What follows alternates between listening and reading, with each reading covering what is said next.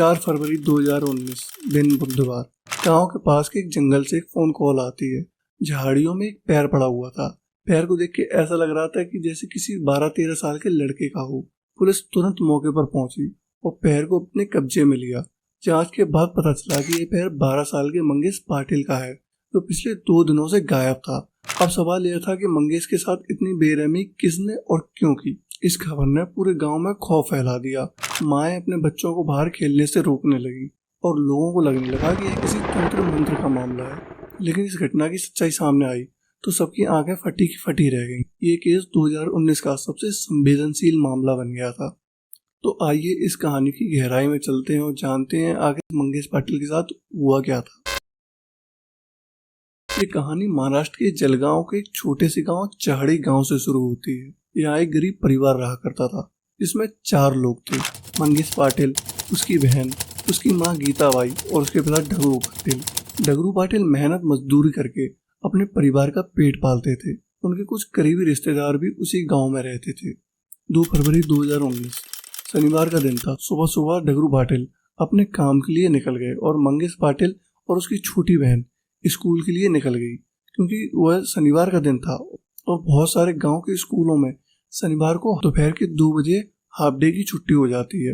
Half day की छुट्टी मिलते ही मंगेश 2 बजे से पहले ही घर आ गया, इसलिए वह रोजाना से कुछ समय पहले घर आ गया था। उसकी माँ से उसने कहा कि वह शौच के लिए बाहर जा रहा है, क्योंकि इंडिया में 67% से भी ज्यादा ग्रामीण घरों में शौचालय नहीं है। गाँव के कई लोग आज भी शौच के लिए बाहर जाते हैं, इसलिए मंगेश पाटिल भी बाहर गया था। उसकी माँ इंतजार करने लगी कि वह वापस आएगा तो खाना खाएगा। इसके बाद कुछ समय बीतता है और दोपहर के 2 बजते हैं और उसकी बहन भी घर आ जाती है, लेकिन मंगेश अभी तक शौच करके वापस नहीं आया था। उसकी माँ को लगा कि शायद मंगेश अपने दोस्तों के साथ खेलने कूदने लगा होगा, थोड़ी बहुत देर में आ जाएगा। लेकिन मंगेश का नियम था कि वह स्कूल से सबसे पहले घर आता, खाना पीना खाता, उसके बाद दोस्तों के साथ खेलने जाता। मंगेश का इंतजार करते करते 1.5 से 2 घंटे बीत गए, लेकिन मंगेश अभी तक घर नहीं आया था। उसकी माँ को फिक्र होने लगी कि अभी तक उसने खाना पीना भी नहीं खाया और इतनी देर भी हो गई है और अभी तक वापस क्यों नहीं आया। अब उसकी माँ का सब्र का बांध टूट गया। मंगेश की माँ उसको ढूंढने के लिए घर से बाहर निकली। अपने पड़ोसी और रिश्तेदारों से मंगेश के बारे में पूछती है, लेकिन उन्हें मंगेश का कोई आइडिया नहीं था। पास ही में मंगेश के दोस्त खेल रहे थे, तो मंगेश की माँ उसको बुलाने उन बच्चों के पास गई, लेकिन वो देखती है कि मंगेश वहाँ पर भी नहीं है। और गीताबाई जब मंगेश के बारे में उसके दोस्तों से पूछती है तो उसके दोस्तों को भी मंगेश के बारे में कोई आइडिया नहीं था। मंगेश के दोस्तों ने बोला कि उन्हें भी दोपहर से मंगेश नहीं दिखा है। यह सुनकर गीताबाई की चिंता और बढ़ गई और शाम हो जाती है, लेकिन उसके पिता भी मेहनत मजदूरी करके घर लौट आते हैं और उनकी नजर गीताबाई पे पड़ती है, जो बहुत उदास और टेंशन में दिख रही थी। मंगेश के पिता ने पूछा, क्या हुआ, इतनी परेशान क्यों हो? मंगेश की माँ ने सारी बात बताते हुए उसके पिता से कहा कि मंगेश अभी तक घर ही नहीं लौटा है। इसके बाद दोनों मिलकर आसपास के लोगों से पूछताछ करते हैं। अब क्योंकि अंधेरा हो रहा था और मंगेश के माता पिता दूसरी बार मंगेश के बारे में पूछताछ कर रहे थे, इसलिए गांव वालों ने इसकी वजह पूछी। तब मंगेश के माता पिता ने बताया कि अभी तक मंगेश घर ही नहीं लौटा है। डगरू पाटिल के पड़ोसी, रिश्तेदार और सारे करीबी लोगों ने मंगेश को ढूंढना शुरू कर दिया। सभी ने मिलकर 12 साल के बच्चे को ढूंढना शुरू कर दिया। क्योंकि मंगेश का गांव बहुत छोटा सा था, इसलिए गांव के सारे लोग एक दूसरे को जानते थे और पूरे गांव ने मिलकर मंगेश को ढूंढना शुरू कर दिया। मंगेश को हर जगह ढूंढा गया जहां मंगेश जा सकता था। पूरा गांव चिंता में डूबने लगता है और मंगेश के माता पिता रात भर अपने बेटे की तलाश करते रहे और पूरा गांव भी चैन से नहीं बैठा। सबने मंगेश को ढूंढने की बहुत कोशिश की और तो और रात को मंगेश के घर पे लोग आने जाने लगे और उसकी माँ को दिलासा देने लगे कि हो सकता है मंगेश कहीं खेलते कूदते कहीं दूर चला गया हो और शायद अंधेरा होने की वजह से रास्ता भटक गया हो। सुबह होगी तो वह वापस आ जाएगा। मंगेश को ढूंढते ढूंढते सुबह हो गई। 3 फरवरी का दिन आ गया, लेकिन मंगेश का अभी तक कोई अता पता नहीं था और सभी लोग मंगेश का इंतजार कर रहे थे, लेकिन वह अभी तक नहीं आया था। जैसे जैसे समय बीत रहा था, मंगेश के माता पिता की चिंता बहुत बढ़ रही थी। तब अचानक उनके दिमाग में ख्याल आया कि अभी तक उन्होंने उसके स्कूल में तो पूछा ही नहीं और ये उनकी आखिरी उम्मीद भी थी। और जब सभी लोग मंगेश के बारे में पता करने मंगेश के स्कूल गए तो स्कूल के स्टाफ ने बताया कि मंगेश तो कल टाइम पर ही घर चला गया था। यह सुनकर मंगेश के माता पिता की आखिरी उम्मीद भी टूट गई।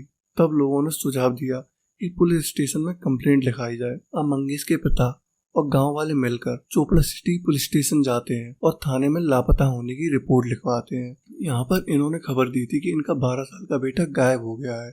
इसके बाद ये पूरी कहानी बताते हैं। कैसे वो स्कूल से घर आया, बैग रखकर शौच के लिए बाहर गया था और उसकी माँ उसके लिए भोजन निकाल के उसका इंतजार कर रही थी, लेकिन वो लौटा ही नहीं और अभी तक नहीं आया। गांव से एक बच्चा ऐसे अचानक गायब हो गया। ये गांव वालों के साथ पुलिस के लिए भी अजीब था। यहाँ पुलिस ने लापरवाही ना दिखाते हुए इन्होंने केस दर्ज किया और तुरंत कार्रवाई शुरू कर दी। चाड़ी गांव के एक असिस्टेंट पुलिस इंस्पेक्टर अपनी टीम के साथ वहां पहुंचे और गायब हुए बच्चे मंगेश की मां से बातचीत की। जानकारी ली कि कल क्या क्या हुआ था और मंगेश कैसे और किस बात का बहाना बना के घर से निकला था। इसके बाद गांव के बाकी रिश्तेदारों और पड़ोसियों से पूछताछ की गई। यह पता लगाने की कोशिश की गई कि आखिरी बार किसने मंगेश को देखा था और कब और कहां देखा था। गांव वालों का दबाव था कि बच्चे को किसी भी तरह ढूंढना है।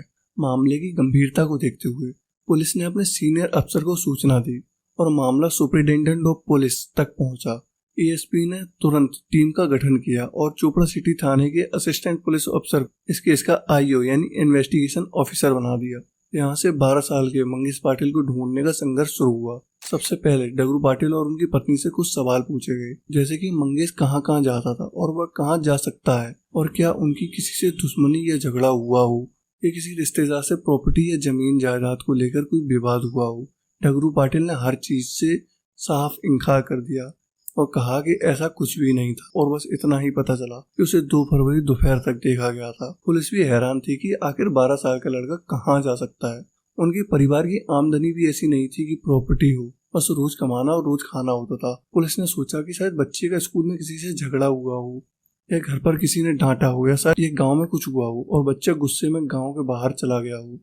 करीब 50 पुलिस वाले और गांव के लोग मिलकर एक बच्चे को पूरे गांव और गांव के बाहर जंगल में तलाशते हैं, लेकिन बच्चा नहीं मिलता। यह भी हो सकता है कि बच्चे को किसी ने किडनैप कर लिया हो, लेकिन ऐसा कोई क्यों करेगा। पैसे के लिए तो पाटिल परिवार इतना सामर्थ्य भी नहीं था कि फिरौती दे सके। अगर किसी ने बच्चे को किडनैप भी किया होगा तो उसने परिवार की स्थिति जानने की कोशिश की होगी ताकि समझ सके कि परिवार कितना पैसा दे सकता है। लेकिन मंगेश के माता पिता ऐसी हालत में ही नहीं थे जिससे किडनैपिंग का एंगल नहीं दिखता।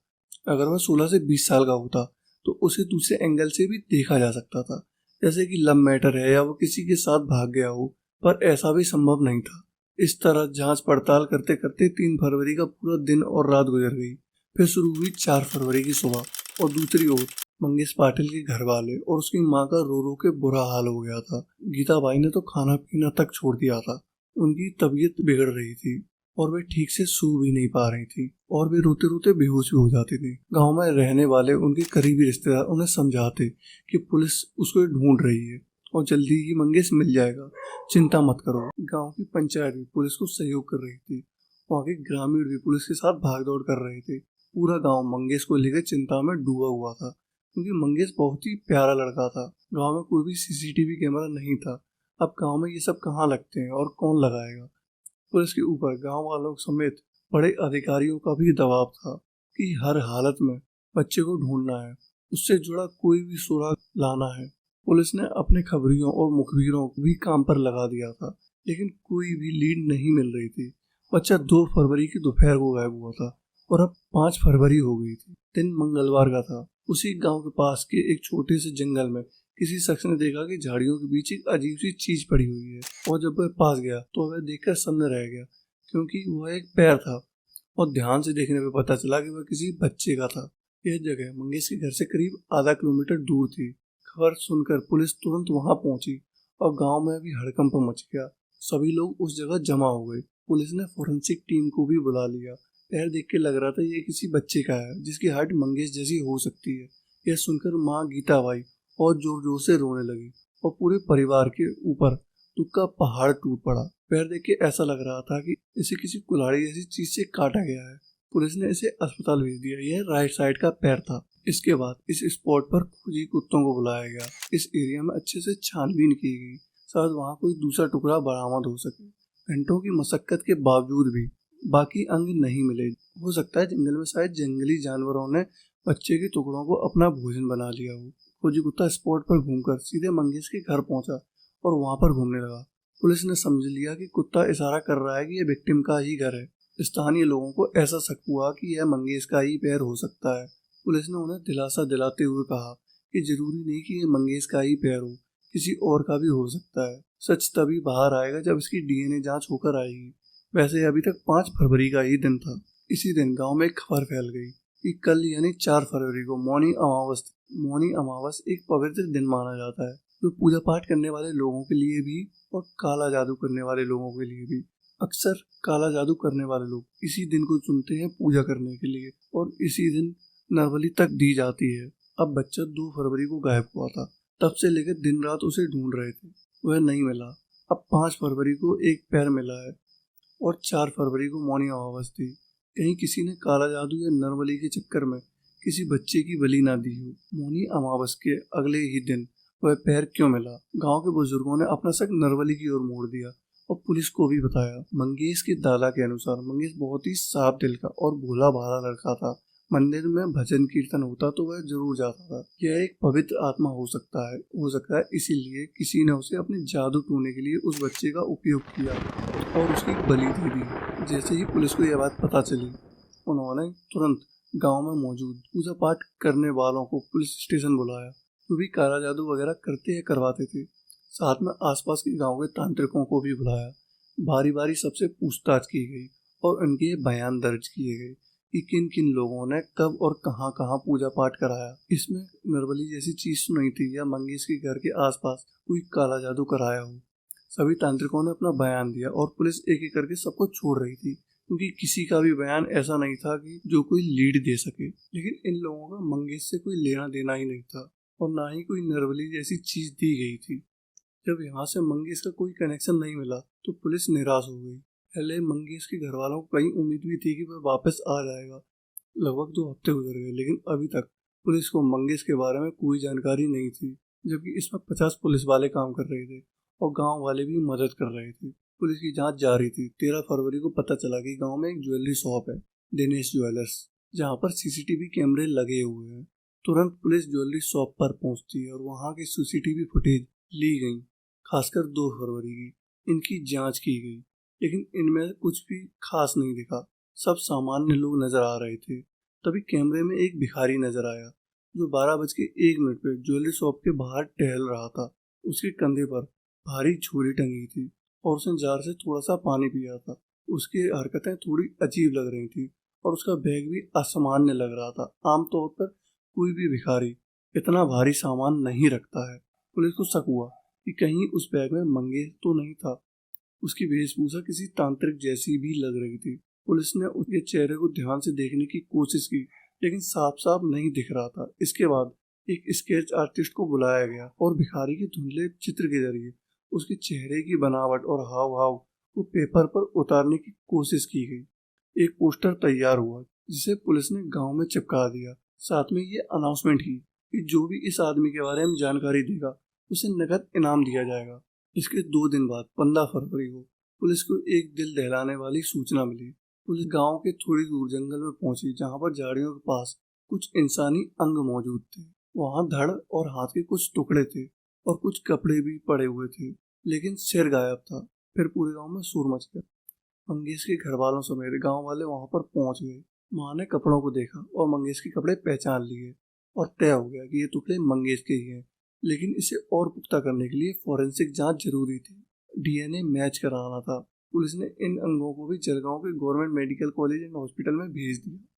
मंगेश की तलाश खत्म हो चुकी थी, लेकिन अब उस व्यक्ति की तलाश शुरू हो गई थी जिसने ये घटना की थी। इस बीच एक नाम सामने आया, समाधान पाटिल।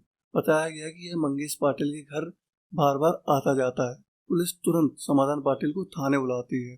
पूछताछ के दौरान पुलिस उससे सवाल करती है कि तुम उनके घर लगातार क्यों आते जाते हो, तुम्हारा उनसे क्या रिश्ता है। समाधान जवाब देता है, वे मेरे मामा मामी हैं और क्या मैं अपने मामा मामी के घर भी नहीं जा सकता, और हम एक ही गांव में रहते हैं तो आना जाना स्वाभाविक। यहाँ पुलिस को कोई सुराग नहीं मिला, लेकिन वे समाधान पाटिल पर नजर रखते हैं।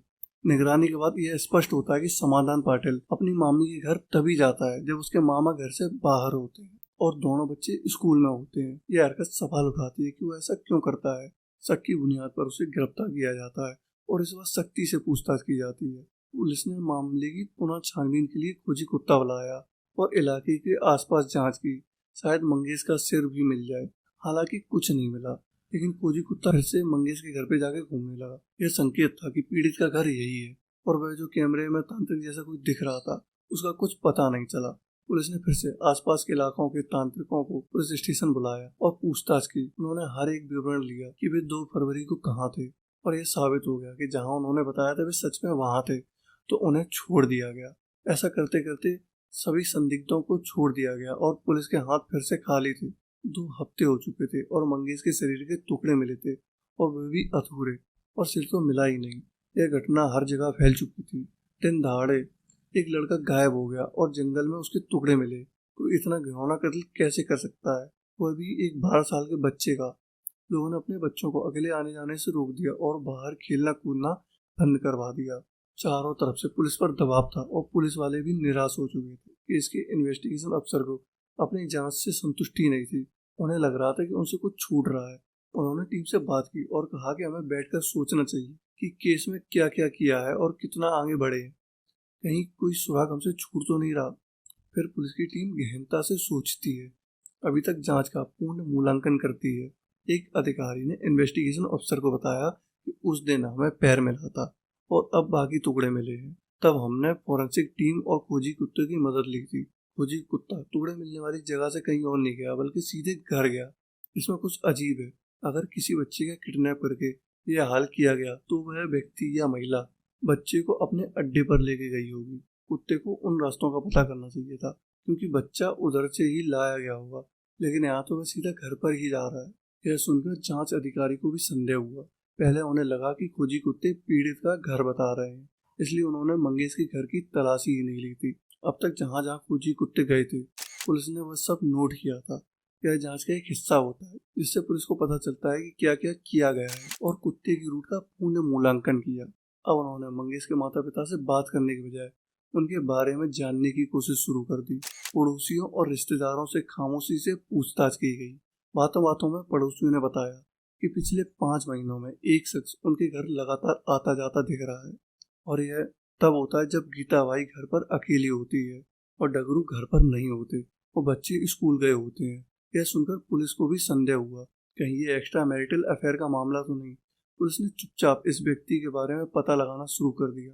मुखबिरों से जानकारी प्राप्त कर उस व्यक्ति का नाम पता चला। पुलिस ने उसे पकड़ा और थाने लाए और उससे पूछताछ की, और उसका नाम समाधान पाटिल था। यह पता चला कि वह 25 साल का समाधान पाटिल मंगेश के घर अक्सर आता जाता था, क्योंकि उसकी नानी का घर उसी गांव में था। डगरू पाटिल उसके सगे मामा थे और गीताबाई उसकी सगी मामी थी। यह सुनकर पुलिस को लगा कि उन्होंने बेकार में ही शक किया है, वह तो अपने मामा मामी के घर आता जाता है। लेकिन पुलिस के मन में सवाल था कि भांजा बार बार मामा के घर क्यों जा रहा, और वह केवल तभी क्यों जाता था जब मामा घर पर नहीं होते थे, सिर्फ मामी ही होती थी। पुलिस ने समाधान पाटिल से पूछा कि वह 2 फरवरी को कहाँ था। उसने बताया कि वह अपने घर पर था। पुलिस ने यह जानकारी कंफर्म करी और पाया कि वह सच में अपने घर पर ही था, न कि चंडी गांव में। लेकिन पुलिस ने हवा में तीर चलाते हुए कहा कि हमें पता है कि तुमने मंगेश का कत्ल किया है, सच सच बताओ। इसमें समाधान पाटिल डर गया और उसने कहा कि मैंने मंगेश के साथ कुछ नहीं किया, इसमें मेरे दोस्त राजेंद्र पाटिल का हाथ था। यह सुनकर पुलिस ने राजेंद्र के बारे में जानकारी जुटाई और उसको भी पकड़ लिया। और थोड़ी शक्ति दिखाने के बाद उसने एक कहानी बताई, जिससे पुलिस भी हैरान रह गई। पुलिस मंगेश के घर गई, जहाँ रिश्तेदार और पड़ोसियों की भी भीड़ लगी हुई थी, और गीताबाई की भी तबीयत ठीक नहीं थी, वो रो रही थी। पुलिस ने उन्हें पूरी कहानी सुनाई। डगरू पाटिल का सगा भांजा समाधान पाटिल अपनी मामी गीताबाई के साथ अनैतिक संबंध में था। मामा दिन भर घर से बाहर रहते थे और बच्चे स्कूल में या बाहर खेल रहे होते थे। इस दौरान भांजे घर पे आता रहता था। इस दौरान दोनों का रिश्ता बन गया और समाधान पाटिल ने यह बात अपने दोस्त राजेंद्र पाटिल को भी बताई। राजेंद्र पाटिल ने भी गीताबाई के साथ संबंध बनाने की इच्छा जागरूक की और गीताबाई ने इसे स्वीकार भी कर लिया। अब राजेंद्र और गीताबाई का भी रिश्ता बन गया और 5 महीने तक यह चलता रहा। 2 फरवरी 2019 राजेंद्र घर पर आने वाला था, जब डगरू पाटिल घर पर नहीं थे और बच्चे स्कूल में थे। लेकिन उस दिन मंगेश स्कूल से जल्दी घर आ गया और उसने जब गेट खोला तो उसने वह दृश्य देख लिया जो उसे नहीं देखना था। और राजेंद्र ने उसे देख लिया और घबराकर राजेंद्र ने पास में पड़े डंडे से मंगेश के सिर पर जोर से मारा। मंगेश वहीं पर गिर गया और उसके सिर से खून बहने लगा। अब गीताबाई और राजेंद्र ने मंगेश को एक बोरे में बंद कर दिया और दिन के समय घर में ही छिपा दिया। और शाम को डगरू पाटिल के घर आने से पहले राजेंद्र पाटिल ने अपने दोस्त समाधान पाटिल को भी बुला लिया था। अब राजेंद्र पाटिल और समाधान पाटिल बोरे को लेकर जंगल की ओर निकल गए और ऊपर से ठंड का मौसम भी था और गांव में सन्नाटा छाया हुआ था। सभी लोग अपने अपने घरों में थे। किसी ने भी उन दोनों को आते जाते नहीं देखा और दोनों ने कुल्हाड़ी भी ली हुई थी। ये घने जंगल में गए और मंगेश के टुकड़े टुकड़े करके अलग अलग जगहों पर फेंक दिए ताकि पहचान करना मुश्किल हो जाए और पुलिस परेशान होती रहे, क्योंकि ये जंगल था तो जंगली जानवर भी होंगे जो सारे टुकड़े खा जाएंगे। यह सारी कहानी सुनकर सभी लोग दंग रह गए। एक माँ जो करीब 20 दिनों से रो रही है, इकलौते बेटे के जाने के गम में बेहोश हो जा रही है। उसी की वजह से उसके बेटे का कत्ल हो गया, इसमें वह भी शामिल थी। इसके बाद पुलिस ने गीताबाई पाटिल और समाधान पाटिल और राजेंद्र पाटिल को गिरफ्तार कर लिया। फिलहाल ये जेल की कैद में है और इन्होंने अपना गुनाह स्वीकार कर लिया है और उन पर कार्रवाई चल रही है। तो इस कहानी को यहीं खत्म करते हैं। प्लीज़ मुझे कमेंट में बताइए कि आपको ये वीडियो कैसा लगा, और अगर मेरी ये मेहनत अगर आपको पसंद आ रही है तो मुझे सपोर्ट करने के लिए इस चैनल को सब्सक्राइब कर लें और बेल आइकन को भी ज़रूर दबा दें ताकि मैं जब भी कोई वीडियो अपलोड करूँ तो सबसे पहले आप तक पहुँचे।